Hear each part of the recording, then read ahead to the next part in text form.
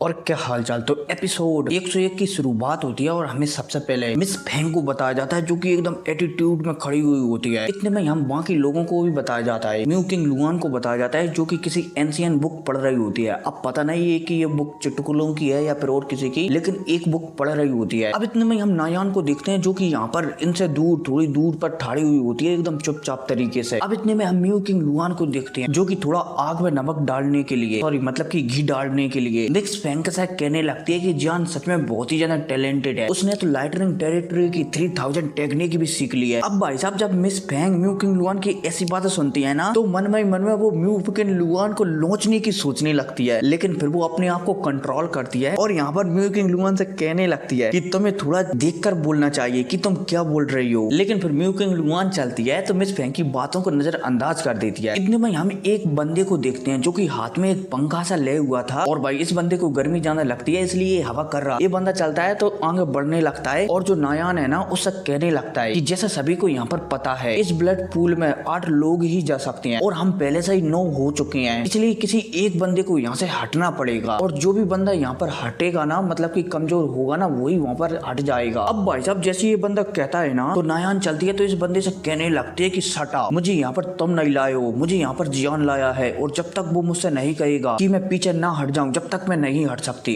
अब भाई साहब नायान कहती है तभी ये बंदा अपनी डाउकी को रिलीज करने लगता है, शक्तियों को रिलीज करने लगता है। अब जैसे ये बंदा ना शक्तियों को रिलीज किया ही था तभी एक लाइटनिंग स्पीड से इसकी थोतरे में एक मुक्का जानकर लगता है धड़ाक, जिस वजह से बंदा चलता है तो उड़ते हुए जाता है और एक पहाड़ में घुस जाता है और यहीं पर टिल हो जाता है, मतलब कि बेहोश हो जाता है। अब इसके बाद हमारा जान चलता है तो एकदम सभी को धमकाते हुए कहता है कि क्या किसी और को आपत्ति है कि वो इस लड़की को यहाँ से हटाना चाहे या फिर इस लड़की की जगह लेना चाहे। अब भाई साहब जैसे हमारा जान एक कहता है ना तो आस पास में कोई भी आंग नहीं जाता है। इतने में मिस फेंग चलती है तो मन में बड़बड़ाने लगती है, मतलब कि थोड़ा बहुत ऊपर कहने लगती है कि जान तुम तो वास्तव में बहुत ही ज्यादा निर्दयी और असहाय हो, मतलब कि सही तरीके से न्याय ना करने वाले हो। अब भाई साहब जब हमारा जान मिस फेंग की बात सुनता है ना तो वो मिस फेंग से कहने लगता है कि अच्छा वो गलत नहीं था जब लाइटनिंग पवेलियन के 3 एल्डर, वो भी 200-300 स्टूडेंटों के साथ मुझे अकेले पकड़ने के लिए आए थे, वो तो भाई लाइटनिंग पवेलियन की ओर से सत्य के रास्ते पर चलते थे। अब भाई साहब जैसे हमारा जान एक कहता है ना तो मिस फेंग एकदम चुप पड़ जाती है और भाई साहब मिस फेंग को ऐसे चुप पड़ती हुई देखकर जो म्यू किंग लुआन थी ना वो हंसने लगती है कि सच में जान बहुत ही ज्यादा टैलेंटेड है बातों के मामले में। अब भाई साहब म्यू किंग लुआन को ऐसा हंसता हुआ देखेगा जो मिस फेंग थी ना वो चिढ़ जाती है और हमारी जान से कहने लगती है कि क्या तुम मुझसे लड़ना चाहते हो। हमारा जान भी कह देता है कि चलो एक एक हाथ कर लेते हैं। म्यू किंग लुआन चलती है तो कहने लगती है कि पहले इस ब्लड पूल के एनर्जी को मुझे ले लेने दो, फिर इसके बाद मैं तुम्हें देखूंगी। हमारे जान भी म्यू किंग लुआन को सॉरी मिस फेंग को नजरअंदाज कर नायान के पास चला जाता है। अब जैसे हमारे जान नायान के पास आता है ना तो वो उससे पूछने लगता है कि क्या तुम ठीक हो। नायान नाम ही सिर हिलाने वाली होती है तभी जो ब्लड पूल था ना वो एक्टिव हो जाता है। अब जैसे ये ब्लड पूल एक्टिव होता है ना तो जिनसी यहाँ पर कह देता है कि अब तुम जा सकते हो और जिनसी की है कहती ही सभी के सभी बंदे, चाहे फिर वो मिस फेंग हो, म्यू किंग लुआन हो, टेंगली हो या फिर वांग चैन हो, सभी के सभी बंदे इस ब्लड पूल के अंदर चले जाते हैं। इतने में हमारे जान को बताया जाता है जो कि नायान से कह देता है कि मुझे ट्रेनिंग करने में थोड़ा समय लगेगा और तो और तुम इस ब्लड पूल के ज्यादा डीप के अंदर मत जाना, गहराई के अंदर मत जाना वरना तुम्हारे अंदर पॉइजन चला जाएगा। नायान भी हमारे जान की बात समझ जाती है। अब इसके बाद जान चलता है तो ब्लड पूल में डुबकी मार देता है और हमारे जान की डुबकी मारती नायान चलती है तो वो भी हमारी जान के पीछे डुबकी मार देती है। अब इतने में सीन शिफ्ट होता है और नायान को बताया जाता है जो कि ब्लड पूल की गहराइयों में जा रही होती है। इतने में वो यहाँ पर सभी बंदों को दिखती है आस पास, miss Feng, Mu King Luan, चूहे जनजाति के वो दोनों बंदे, वांग चैन, टेंगली, सभी को दिखती है। वो दिखती है कि आपस में सभी के सभी बंदे एनर्जी के लिए लड़ रहे हैं और आस पास में जो भी शुद्ध एनर्जी है ना उसे पकड़ कर अपने शरीर में डाल रहे हैं ताकि वो ब्रेक थ्रू कर अपने अगले लेवल पर पहुंच सके। लेकिन नायान चलती है तो सभी के सभी बंदों से दूर रहती है क्योंकि वो जानती है कि इन सभी में उसकी पावर बहुत ही कम है, इसलिए वो इनसे नहीं लड़ सकती। इसलिए नायान चलती है तो थोड़ी बहुत जो एनर्जी है ना उसके पीछे लग जाती है। अब इतने में हम जान को देखते हैं जो कि लगातार आगे बढ़ रहा होता है और इस ब्लड पूल की गहराइयों में जा रहा होता है। जैसे जान नीचे जा रहा होता है ना तो वो ऊपर दिखता है जहाँ पर सभी लोग ब्लड पूल की एनर्जी के लिए आपस में लगे तेरी मचा रहे होते हैं, चाहे फिर वो मिस फेंग हो या फिर दूसरे लोग, सभी लोग लगे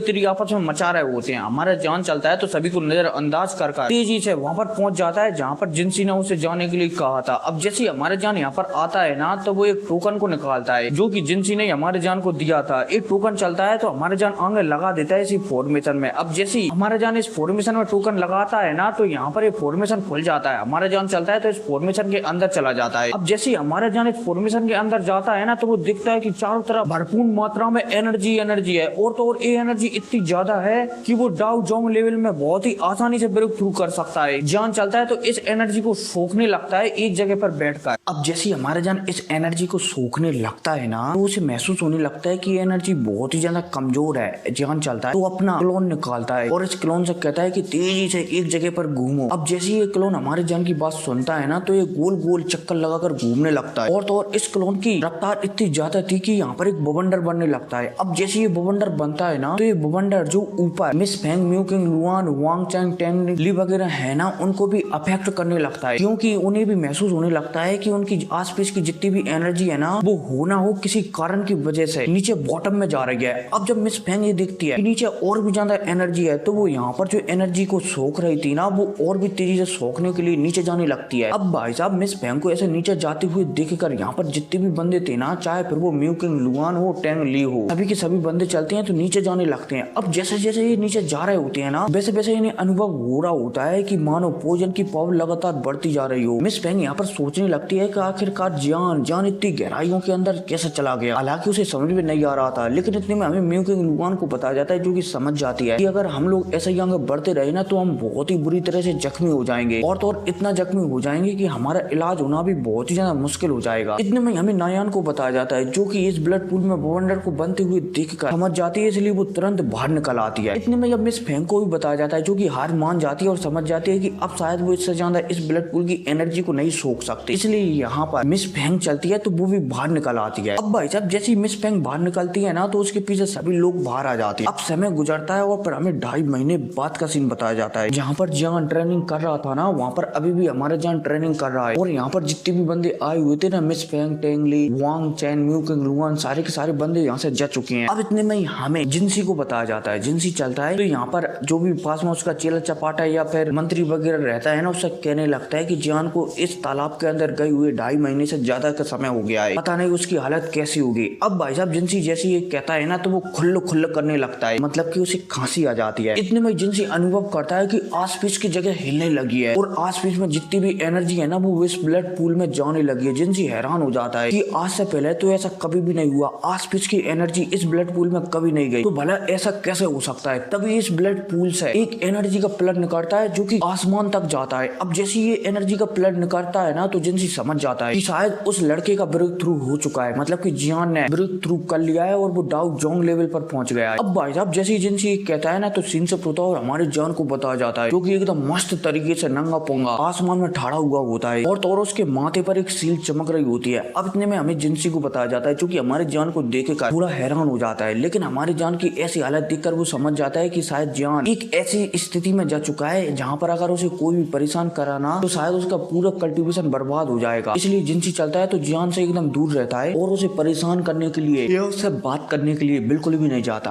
अब इतने में हमारे जान को बताया जाता है जान की जो आध्यात्मिक शक्तियां थी ना वो अचानक हमारे जान की जो माथे की सील थी जो मास्टर याओलाओ ने चढ़ाई थी उसके अंदर चली जाती है। अब जैसे ऐसा होता है ना तो हमारा जान अचानक एक दूसरी दुनिया में पहुंच जाता है। बोला जाए तो हमारी जान की आत्मा किसी दूसरी दुनिया में पहुंच जाती है, बोला जाए तो किसी दूसरी जगह पर भी पहुंच जाती है और ये जगह और कुछ नहीं बल्कि होलो सोल की एक शाखा होती है। अब जैसे हमारे जान यहाँ पर पहुंचता है ना तो वो समझ जाता है कि मास्टर याओलाओ को यहीं पर कैद किया गया है। इतने में हमारे जान घूमता है और उसे मास्टर याओलाओ दिख जाते हैं। अब जैसे ही मास्टर याओलाओ हमारे जान को दिखते हैं ना तो जान तुरंत मास्टर याओलाओ के पास में पहुंच जाता है और मास्टर याओलाओ की ऐसी हालत देखकर वो अपने पैरों के भर गिर जाता है और जोर जोर से फूट कर रोने लगता है। इतने में हमें मास्टर याओलाओ को बताया जाता है जो कि समझ जाते हैं कि शायद जियान यहाँ पर आ चुका है, मतलब कि उसकी आफ्टर इमेज यहाँ पर आ चुकी है। मास्टर याओलाओ समझ जाते हैं कि जियान शायद अब डाउ जोंग लेवल पर पहुंच चुका है। अब भाई साहब अपने चेले की ऐसी सफलता को देखते हुए उनके चेहरे पर मुस्कुराहट आ जाती है और वो यहाँ पर कहते हैं बच्चे ऐसा लगता है कि तुम अब बहुत बड़े हो चुके हो। और भाई साहब जैसे हमारा जियान मास्टर याओलाओ की ऐसी बात सुनता है ना तो जियान कांप जाता है क्योंकि वो समझ जाता है कि मास्टर याओलाओ को जब से कैद किया गया है ना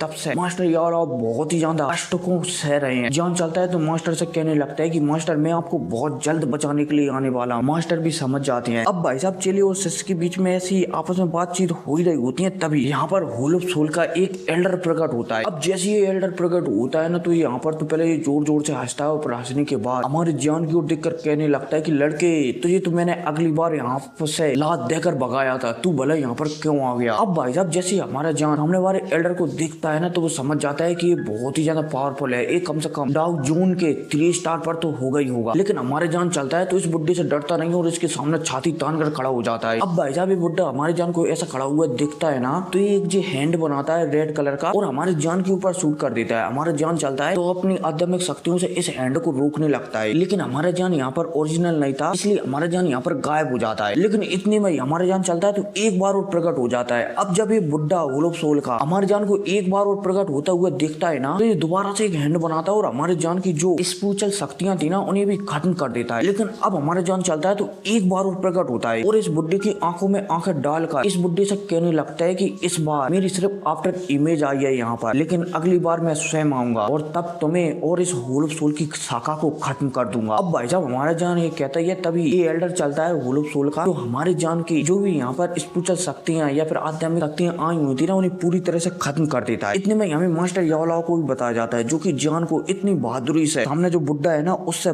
बात करते हुए देख रहे होती है। मास्टर यावलाओ समझ जाते हैं कि जान पहले से बहुत ही ज्यादा टैलेंटेड, किसके सामने डरना है किसके सामने नहीं डरना है सब कुछ समझ गया है। और भाई साहब यह बात सोचकर मास्टर यावलाओ चलते हैं तो मन में खुश होने लगते हैं। अब भाई साहब मास्टर को ऐसा खुश होते हुए देखकर ये बुड्ढा चलता है तो और भी ज्यादा गुस्सा हो जाता है और यहाँ पर मास्टर से कहने लगता है कि यावलाओ क्या तुझे लगता है कि तेरा वो नकारा सेक्स यहाँ पर तुझे बचाने के लिए आ सकता है। मास्टर यावलाओ चलते हैं तो जो भी ये बंदा है ना इसका क्या नाम है मेरे ख्याल से जाइजिंग होगा, इस बंदे से बात भी नहीं करते और चुपचाप अपने शिष्य के मतलब के जान के बारे में सोचते हुए दोबारा से अपनी आंखें बंद कर लेते हैं और हमारे मास्टर यावलाओ को इस तरीके से नजरअंदाज करते हुए अपने आप को देखकर ये बुड्ढा चलता है तो यहाँ से चला जाता है। अब इतने में सीन शिफ्ट होता है और दोबारा से हमारे जान को बताया जाता है जिसकी आध्यात्मिक शक्तियां नष्ट होने की वजह से वो थोड़ा सा जख्मी हो गया था। जान चलता है तो अपने ब्लड को पहुंचता है और यहाँ पर सोचने लगता है कि मास्टर मैं बहुत जल्द आपको बचाने के लिए आऊंगा। अब भाई साहब यह कहते हैं सीन शिफ्ट होता है और फिर हमें जिंसी को बताया जाता है जहाँ पर हमारा जान जिंसी को मस्त तरीके से ट्रीटमेंट दे रहा होता है, मतलब कि इलाज कर रहा होता है और जिंसी भी बहुत ही ज्यादा खुश हो रहा होता है कि उसके शरीर के अंदर से लगातार पॉइजन निकलता जा रहा है। जिंसी चलता है तो हमारे जान से कहने लगता है कि लड़के तुम मेरे शरीर का पॉइजन निकाल पा रहे हो इसलिए अब मैं तुम्हारा हमेशा हमेशा के लिए फ्रेंड बन गया हूँ, तुम मुझसे जो भी जानकारी पाना चाहते हो ना वो तुम पूछ सकते हो। अब जैसे हमारा जान जिंसी की ऐसी बातें सुनता है ना वो थोड़ा हिचकिचाते हुए जिंसी से पूछने लगता है कि क्या तुमने गुक्लैन के बारे में सुना है। अब भाई साहब जैसे ही जिंसी गुक्लैन का नाम सुनता है ना तो वो थोड़ा डर जाता है कि क्या तुमने गुक्लैन से तो पंगा नहीं ले लिया है। हमारे जान चलता है तो मना कर देता है कि नहीं नहीं नहीं मैं उनसे अभी तक मिला तक की नहीं हूँ, ना ही हमारे बीच कोई वैसे संबंध है मतलब की लड़ाई पढ़ाई के, मैं सिर्फ उनके बारे में जानना चाहता हूँ। अब इसके बाद हमारी जान की ऐसी बातें सुनकर जिंसी रात की सांस लेता है कि चलो अच्छा हुआ कि जान का संबंध बोला जाए तो जान की लड़ाई गुक्लैन से तो नहीं है, वरना इस डाउ की वर्ल्ड में वो कहीं पर भी जिंदा नहीं रह पाता। जिंसी चलता है तो अब हमारी जान को बताने लगता है कि देखो जो गुक्लैन है ना वो बहुत ही ज्यादा पावरफुल है और तो और वोल्फ सोल तक उनसे डरते हैं और तो और उनके मेंबर आस पास में यहाँ पर कभी भी दिखाई नहीं देते, वो सिर्फ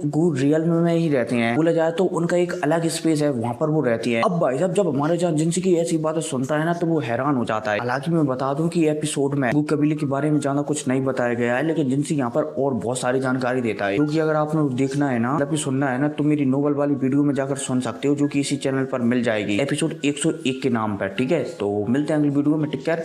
और इसी के साथ ये एपिसोड खत्म हो जाता है। मिलते हैं अगली वीडियो में, टेक केयर।